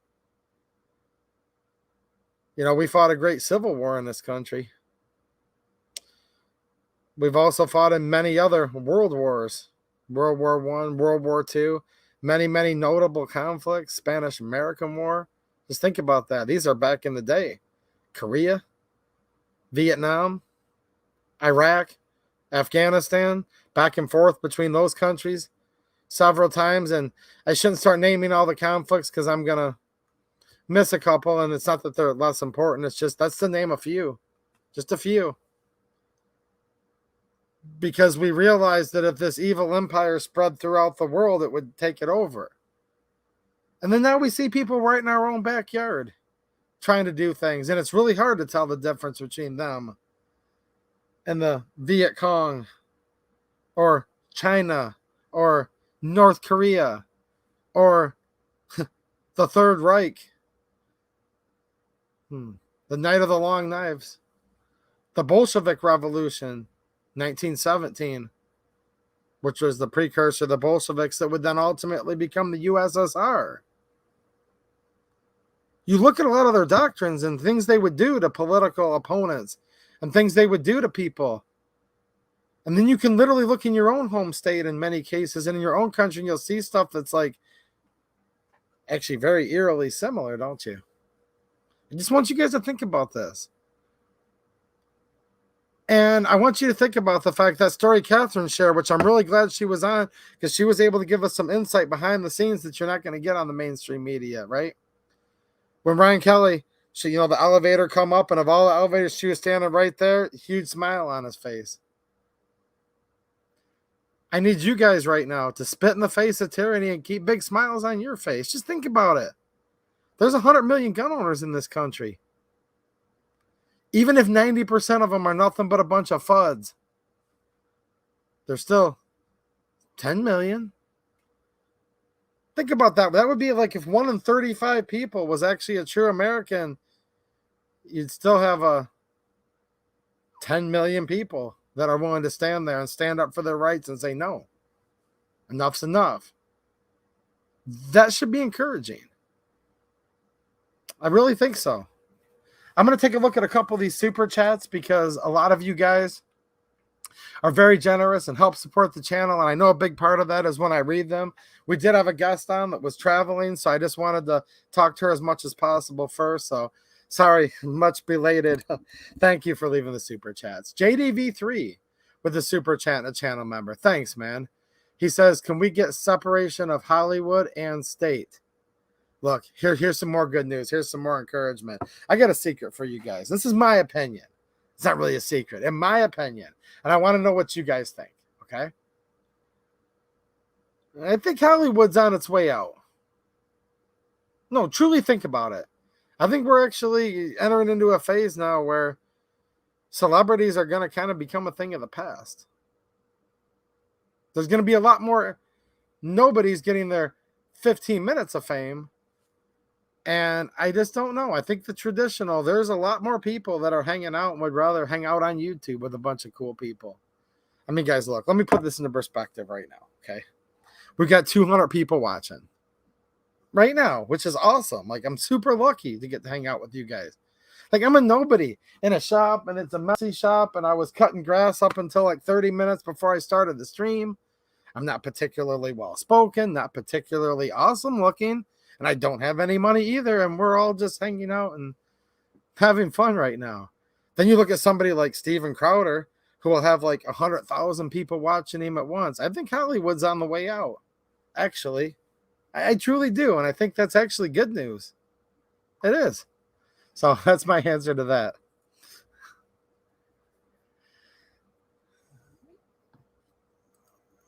All right, hold on. Let me come back over here. Are you still with me, Linda, or did you go to sleep? I know you're really tired. You can go to sleep if you need to. John Crump, what's happening, John Crump Live? Speaking of people out there fighting the good fight. How you doing, man? Channel member, generous super chat says, never give up. Those are pretty simple words, but literally, never give up. Very simple but powerful words. And he comes back with another one. Thanks again, John. He says, rattle cages. Look, allegedly somebody else was rattling a cage on January 6th, and Ryan Kelley helped support him. Go over to my locals afterwards, guys, because I don't know how to upload PDFs here. I have the allegedly, I'm going to say in air quotes, statement of fact from the FBI. I have the document. You guys can read it for yourself. I mean, yeah. I do want to talk about something else, though, that's pretty fun, because we got to have fun. We got to have fun. If you need to go to bed, Linda, I totally understand. So you can tap out if you need to. But this is more of a Michigan thing here, but I want the rest of you that are other states, don't tune out yet. I want you guys to think about this. I want you guys to get this going in all 50 of these United States. All right? I'm going to share something on the screen here that we're going to be doing in Michigan. We saw Livingston 2A, my friend Rob here earlier in the chat. And I'm going to see if I can screen share this. They're going to be having their 2A days. And I believe, are you still watching, Rob? If he is, I'm going to try to take a peek here. He sent me a text earlier. I want to make sure that they're announcing this publicly. But I'll just say this for now. They're going to be doing something to help out with some of Ryan Kelley's costs. And I will wait to confirm with Rob and see if that's public information or if he was just brainstorming with me. But let me pull this up. Because, again, politics is downstream from culture. And we need to sit here and complain. And we need to rattle cages. But we also just need to have some fun sometimes, too. So here's an event going on in Michigan. And I'm going to find it here. Susan Wiki. She's happy with me tonight because I cited a NewsGuard certified source. Remember, the most popular and the most fortified of all time. Just think about this. They put it right in front of your face. I always have to remind you guys of that. The most popular, okay, full stop. No. The most popular, but the most fortified election of all time. And that's what Time Magazine said, and that is approved. All right, let me find, how do I get this to show up on my screen? This is making me look like a liar because I literally have this document sitting right here. All right, I'm going to do a community post on YouTube, and also I'll put one on locals. It's July 16th from 1 to 7 p.m. This is going to be in Fowlerville, Michigan. It's called 2A Day. There's going to be political candidates, including the now very famous Ryan Kelley himself is going to be there, amongst many other people. This is a place where you can sit and talk to other patriots, like just face to face. It's a place where you can walk up and shake hands with or talk to these candidates, people that are applying to be your public servant, because that's what a politician and candidate is supposed to be, right? I mean, technically not the candidate, but if they were to win the office that they are desiring, that literally means by sheer definition at that point that they would work for you, right? And this is not letting me show this thing, so I'm just going to have to put it up another post, guys. I'm sorry, but I have my email just sitting here. Hold on a minute. Maybe I can do it this way. Hold on a second. Okay, I got it. All right, there you go. It's on the screen. Okay, look, if you guys are in Michigan, I'm going to be there. This is July 16th from 1 to 7 p.m. Those of you that live in the other 50 states, if you want to come hang out with me and whatnot, that'd be awesome. Just like make sure you see me and introduce yourself, because I want to meet as many of you guys as possible. But if you're in the area, come. It's going to be a great time. There's going to be tons of stuff. I know they're doing something to help with Ryan Kelley's situation. I just need to make sure that they've got that plan finalized. Look, Ryan Kelley right there. Ralph Rebant, okay? Kevin Rinke, Bob Bazat, Bo LaFave, Mike Detmer. These are people that are literally running for office. Does that mean you're there worshiping politicians? No. But if you're sitting there complaining that no one listens to you and the government doesn't matter anymore, here's where you can actually go there and say, this is what matters to me. Tell them, ask them, see how they react, decide for yourself.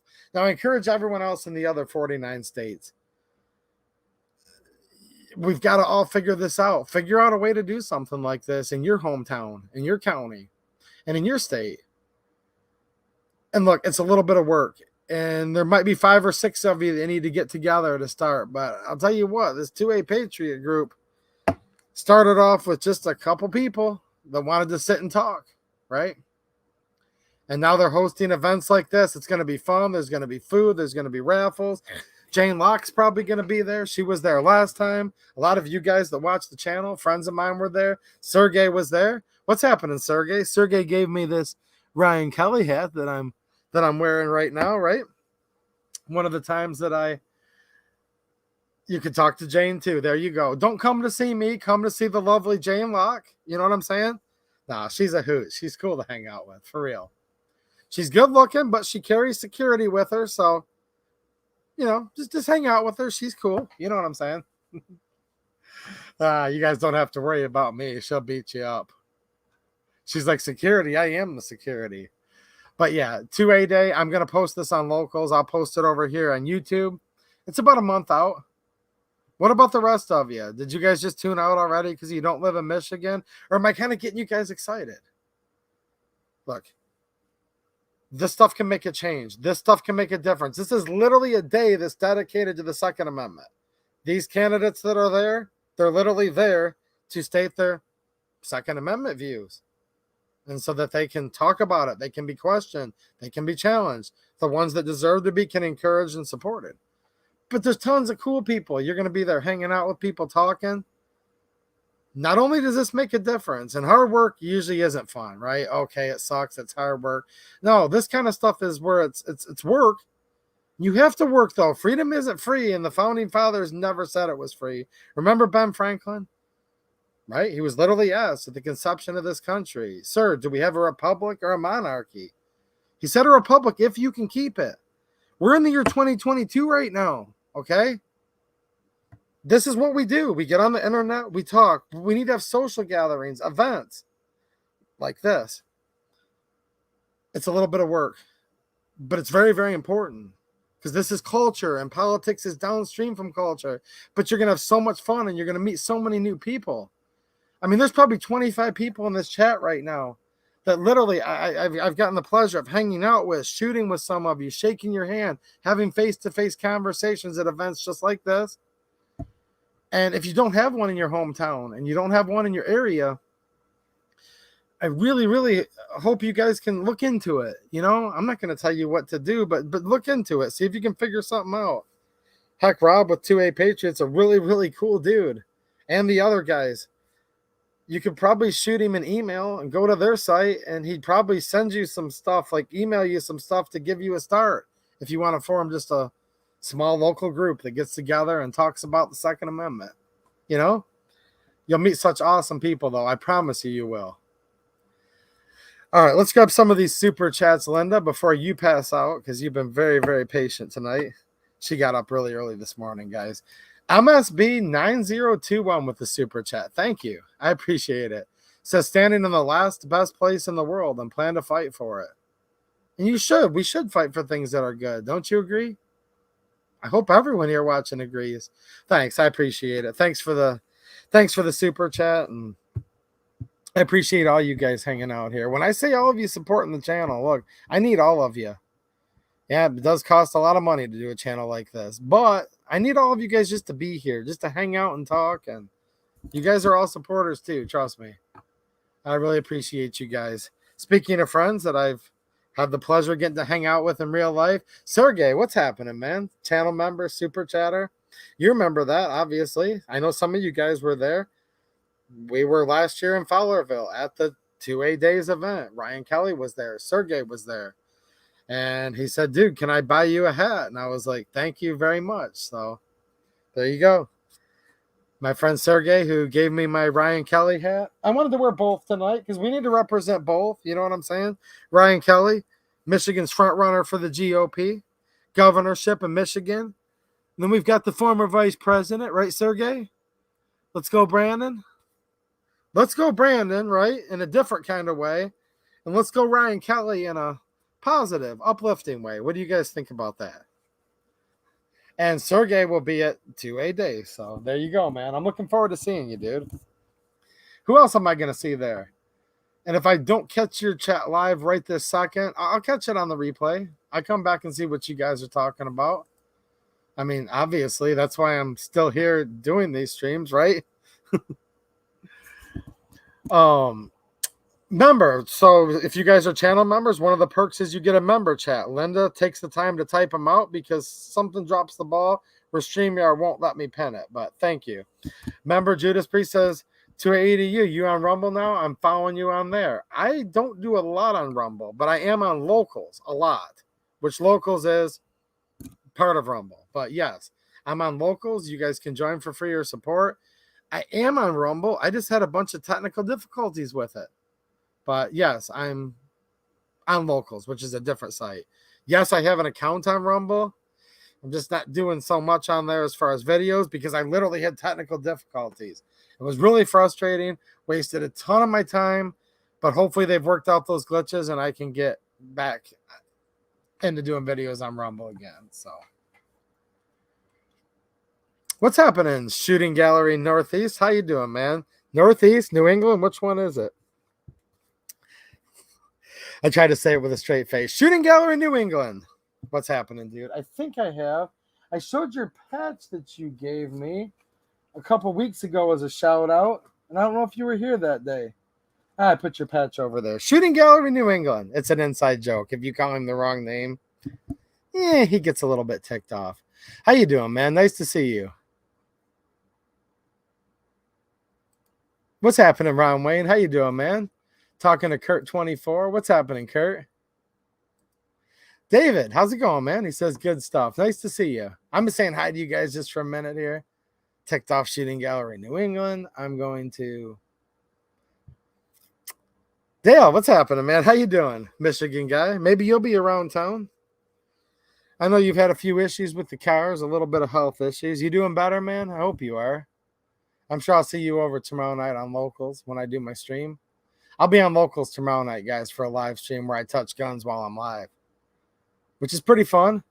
Dauntless Defense is in the house. Look who showed up. He said, look who shaved. Who shaved, Lamy? I don't think so. The Let's Go Brandon, Misty Mrs. Wayne, with the decals, the official decal sponsor of the channel. I don't know, man. I don't think Lamy shaved. Do you? Ugh. There we go. Speaking of people from other countries over here supporting, we've got Dutchman 99 backup because they banned your other account, right? He lives over there. He leaves a comment on almost every single video from the UK and says, that's a great gun you have there. Too bad it's totally illegal here. Not really volunteering you, man, but you can tell these people all about it, can't you? Tell all these complacent, lazy Americans that how good they got it, man. You know what I'm saying? Give us some heck, dude. Let us know what's going on. No, he's a good one. I hate it when people from other countries tell us how to run our lives. That's not what I meant by that. But every time, man, that guy, he comes in, this is his backup account, Dutchman 99 backup. He's been watching the channel for years. He'll come in, the G3 Tactical. I can remember what he said. I'll paraphrase. He said, man, that's a really nice piece of kit there. Too bad we can't buy it or own it here. It's true. It's true. Get to bed, Ultra MAGA Mama Linda. Go to bed. I'm just saying hi to people, and I'm going to be off here in just a couple minutes. I know Mateo was ready to pass out earlier. He may have already passed out for the night. Hopefully he's doing good. I'm doing good, Shooting Gallery. Shooting Gallery, New England. Hijabs for all. What's happening, Hijabs? How you doing, buddy? You're from Michigan. Maybe I'll meet you up at the 2A days. What do you think? We've got channel moderator bot who doesn't really require sleep. I mean, not in the traditional human way. Talking about the PowerTech flashlights, which are awesome, by the way. Use code 2AEDU15 to save 15% off your purchase. They're awesome lights. Like, no joke. And I think I saw, hey, what's happening, man? Another Michigan guy right here. Thanks, Bob G. You know, live in Texas. Well, yeah, you guys have got your own problems keeping Beto out of a job. Look, I know everyone doesn't live in Michigan. I totally get it. And if this was only a Michigan issue, I wouldn't have wasted your time. But this isn't really about Ryan Kelley at all, in a way. It isn't really even about Michigan. This is just what's going on right now in this country. And it could happen to your state next. It could happen in your county. It could happen in your hometown. It could happen to one of your friends, one of your family, and any of these crazy things could happen to you. It's very important. It's also very important that we know what's going on. You literally have to know what's going on. People that literally want to pretend right now that they can just sit back and say, came for the guns and left for the politics. No, it's like, whatever. Now, they don't have to watch my channel. That's not what I mean by that at all. You don't like my channel? You don't like my channel. Like, that's totally awesome. I don't like all channels, right? Actually, most of them I've seen I don't like. I probably only like one in like 100 I've seen. I get it. But the idea, though, that you can even have guns at all in the future with just putting your head down in the sand and saying, nope, no politics. I'm not even going to do anything political at all whatsoever and keep these guns, that's a fallacy. That's a logical fallacy. It's a conundrum, and that's why we're in the situation we're in right now, where they're literally trying to come back through and do a final bulldozing right over the top and just bury the rest of this experiment on self-governance. And here's the thing, and I try to put this into context, and I'll vent to you guys about it because you guys actually get it. When I say politics, I don't just mean like hanging out with some dude in a bought and paid for, lobbyist bought and paid for, suit and tie, sitting high up on Capitol Hill in Washington, D.C. Yes, we definitely need to keep them accountable. No, I'm talking about what's truly going on right now. We're in a culture war in this country. So when I say politics, I mean just like hanging out with your friends, your neighbors, talking to regular people. Look, this is a government of the people, by the people, for the people. You guys are all actually politicians if you really think about it. And I don't mean that as an insult. I mean people who actually are supposed to have the power in this country. And you all need to start acting like it. Now, there's a lot of fun with that. You can meet great new people. You can go to these local events. Become an advocate if that's what your calling is. Maybe you don't want to become an advocate and put yourself out there, but you got to have that friend or family member or neighbor that you can just start having conversations with. You know what I'm saying? There's a lot you can do culturally right now. And that's the fun stuff. That's not the, sitting there listening to a bunch of curmudgeons sitting there voting on how they're going to pee 20 trillion of your dollars away over the next few years and put the next 1,000 years of generations in debt. No, that's, again, important. We need to be very vigilant against that. But when I say we need to stay involved in politics, that's just literally reminding people like, hey, look, we're the normal people. Like, it's perfectly normal to want life, liberty, and the pursuit of happiness. It's perfectly normal to want a speedy trial, to want due process of the law, to have freedom of speech, to be able to petition your government for redress of grievance, to practice any religion or no religion at all that you see fit for your soul and for your well-being. Think about that. And that you have the right to basically just be left the heck alone. But they're not going to leave you alone, and that's obvious. And that keeping and bearing arms, since it's literally necessary to the security of a free state, that's also perfectly normal. I know this doesn't sound like much, but I'll tell you guys, this is the most powerful thing right now. Just start reminding everybody you talk to, say, no, the Second Amendment is normal, actually. And believing in America and believing in a republic, that's normal. Just literally keeping it normalized. Letting God-given natural rights that government people are supposed to protect. Bringing that in the mainstream. Every time they want to silence us on guns, we need to talk about them more. Because that's truly what's going on right now. And I think there's a lot of encouragement with that and a lot of fun times to be had too. So hopefully I encouraged everybody tonight because, yeah, it's Michigan, it's Ryan Kelley, but it's you, it's Kentucky, it's Tennessee, it's Florida, it's Texas, it's Oklahoma, it's Pennsylvania, Ohio. It's all over the place. Georgia, South Carolina, North Carolina. We can just keep going right up, right? Well, I appreciate you guys. I'm going to wrap it up here. And it looks like I got a couple super chats. Let me grab those. I have Mike McClune. What's happening, man? Thanks for the super sticker, dude.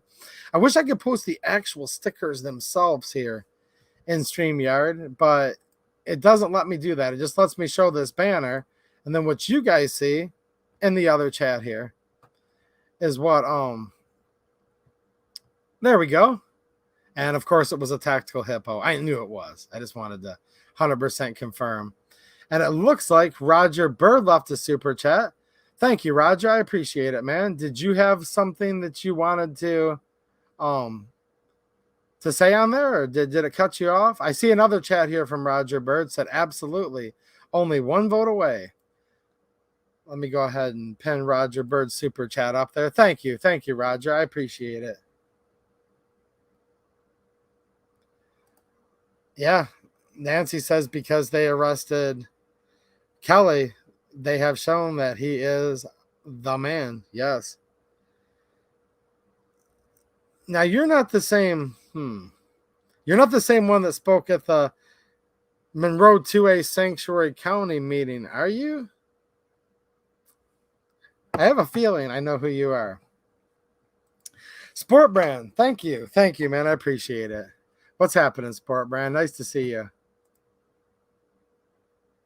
Give them up and it'll be on steroids. Yes, Michigan Watch. What's happening, Michigan Watch? How you doing, man? Dude, I know we've met in real life. Is it Stefan or Steven? I think it's Stefan. Tell me how to pronounce your name once and for all, because You took the beautiful photograph, and MacShot ended up winning that when we had the 2A EDU hangout last year. A couple of you guys brought stuff for prizes, and we just did a random little drawing type thing. I hate that. I'll meet people in real life, and when the spelling is like that, is it Stephen or Stefan? Because it can be pronounced both ways. What's happening, man? Yeah, they stop if people will stop feeding them. Are you talking about varmint? Or are you talking about government? Or did I just repeat myself when I said varmint? You know, me and Mateo were talking right before the stream started about how there's this whole liberal argument of you cage up the raccoon, okay, because it's a varmint. Because if you shoot it with a varmint round like 223, it'll just totally explode. And it's like, yeah, okay. And then what? You spend the people's money to like euthanize it or something? Or you take the varmint, and a lot of people do this. They drive up the road just about 2 miles and drop it in front of that neighbor's house. Oh, yeah. Now, you drive it 2 miles to the north to drop it off in front of your neighbor's house. It's gone. But what happens when the neighbor 2 miles to the south of you does the same thing? And he drives 2 miles north and drops it off in your front yard. Now you've got the varmint again. And then we talked about how, like, dude, it's a wild animal. You think because you drop it off 2 miles away, it's not going to find its way home? Of course it finds its way home. Now, here's where it goes back to what Lori was talking about. And then Mateo's like, yeah, you know, a varmint will just scavenge for food. It can travel miles, like 2 miles. That's what it travels every night, just looking for whatever to eat. I'm like, unless there's just so much food, like it's the campground's dumpster, then it doesn't get more than like 50 yards or whatever away. It wants a little buffer, but it just sleeps like within eyesight of it, comes back and eats, barely moves, come back and eats. And it just gets fatter and fatter and bigger and bigger. And yeah, you provide enough of a food source for a piece of varmint, and yes, it is going to just keep getting bigger and bigger and keep eating more and more. And I think a lot of people realize that we've been feeding it a lot, and all kinds of varmint have been eating as much as they possibly can. What happened, Band Talk? Oh, you sent me that package, which I am looking forward to, but no rush, dude. I totally get it. I got returned to sender, even though it seems perfectly legible. If you want to reach out to me and make sure you have my address still, or again, it hasn't changed. So you should still have the same one, because I know I've gotten stuff from you before, obviously, because my Mexican Libertad was given to me by you, by my good friend Band Talk, guys. So some of you guys send me stuff sometimes that I really appreciate. And I like having this coin here. And I also have another coin from my friend, if it flips, it ships, which I saw you in there earlier today. And I'll have to get that one out for the live streams again, too. All right. Thank you, Misty. I appreciate it. I'm glad you had a good time tonight. Pillbox Bunker, what's happening, man? Good night, Scott. Nice to see you, Scott. Take it easy, Roger. Thanks, Vito. What's happening, man? Thanks for supporting the channel. He says, have a great weekend. Well, I appreciate it, dude. You have a good weekend, too. Take them down the street to the Coyotes. Yes. Steven. Okay, that's what I thought. I thought it was. That's what I've been mostly calling you. But when you see the PH, it can go, what's happening, Steven? Yes, sir. Yes, sir. What's happening, Mark? I have your speech at the Monroe County commissioners meeting on this YouTube channel.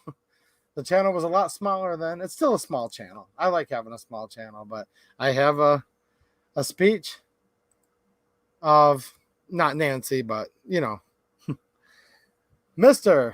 Kornicki on that old video. If you guys want to go on a scavenger hunt tonight, you might be able to find it. Go to Restore Freedom KH if you want to see Catherine's video of her getting arrested, standing up for the First Amendment and for clients. What's happening, Jared Bear Tactical? Another Michiganian. I want to start saying Michiganian, guys. Or you guys can come up with something else if you like it. I don't like Michigander. What's happening, man? I don't like Michigander. Michigander was a thing. Look, you guys can look this up, but this is back around the Civil War times, you know? You had the governor of Michigan running for president. against Abraham Lincoln. And Lincoln made a joke about a gander, a Michigander, to rip on his opponent, which was from Michigan. And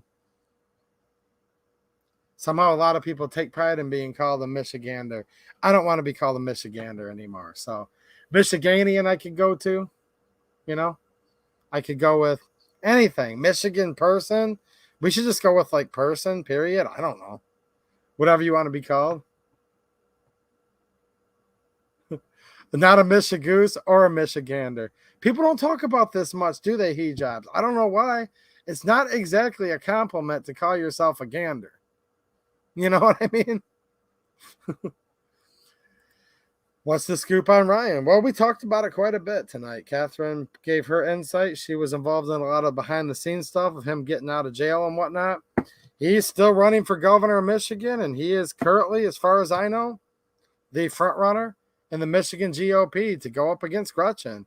And I think the polls are going to widen even more. I think he just went up a little bit when they get these polls out again soon.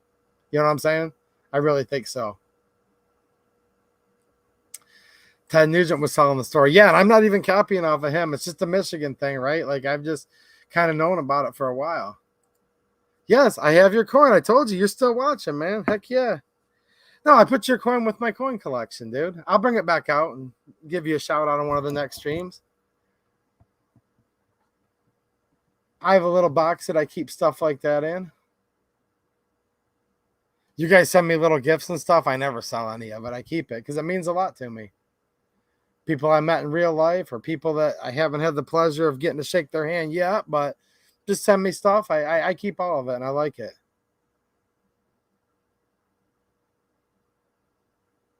Man, I've been on for over 2 hours. I need to get out of here. Hopefully you've gone to bed by now, Linda. I'm not trying to get rid of you, but jeez, oh, Pete. Oh, boy. If it flips, it ships. Well, thanks, dude. He's actually right. No offense, but here's 20 fake dollars. Actually, wow. Look, actual U.S. dollars are very important when it comes to keeping a channel going, and it's important to all of you guys' lives. But it is quite literally fake, too. If you think about it, the Federal Reserve is a corporation. Thank you. I appreciate it, dude. Thanks for the super chat, man. And thanks for the silver coin that I definitely have. Well, William's saying we had a dog that was half coyote, and he was a good dog, a good boy. Okay, so lay off on the varmint, the coyotes, right? Thanks for the generous super chat. If it flips, it ships. You've changed your name on me a couple times, but I know who you are. Jane Locke doesn't like Michigander. No. Nah, I figured she wouldn't too much. Harry Grimley, what's happening, Harry? Thanks for always. Harry's always in there, guys. Don't forget to give those thumbs up. And big channel supporter by doing that. It helps the algorithm a little bit, right? It does. Bill Alexander, Wolverine. Yes, sir. Yes, sir. All right, guys. I'm out of here. I appreciate all of you. I'm not saying you would, but if you happen to miss me, I will be on Locals doing a stream for everybody. It's free to join tomorrow. Oh, I don't know. Maybe around 9:30 or so Eastern time. It's a little more informal on my timing over there, but I'll be on Locals. Right, Linda? What are you doing? Are you still awake? We the people at the last second. What's happening, man? Nice to see you. A lot of you guys sit there and lurk all night, and I know you guys are there, but I'll miss your comments because, you know, but I'll definitely check up on all the comments later for sure. Came for the Craig Jorgensen video, and thank God I stayed for everything else. Well, thank you for that message, Ron. That means a lot to me, man. I appreciate it, dude. David, Michi Militia Man. Yeah. They're sitting there in that fact sheet. I'll go post it on Locals, right? Saying he was seen with members of a militia. I'm like, I knew he was the best choice for governor. I mean, think about it. How hard is that? It's like, dude, he was with members of the militia. Okay. Now, I'm not a Democrat, so I can't dig up somebody that's dead to vote twice, you know? But it's like, got my vote. That's what somebody else was telling me. Thanks, Fire Router. I appreciate it. Locals is another site, and it's censorship free. And I post daily deals. I post standalone videos, and also do at least 1 and sometimes 2 weekly live streams over there. So yeah, censorship free. I can touch guns, talk about whatever I want. So all right, guys, I'm out of here. I appreciate all of you, and I hope you guys had a good time tonight. All right, thanks for watching, and have a good one.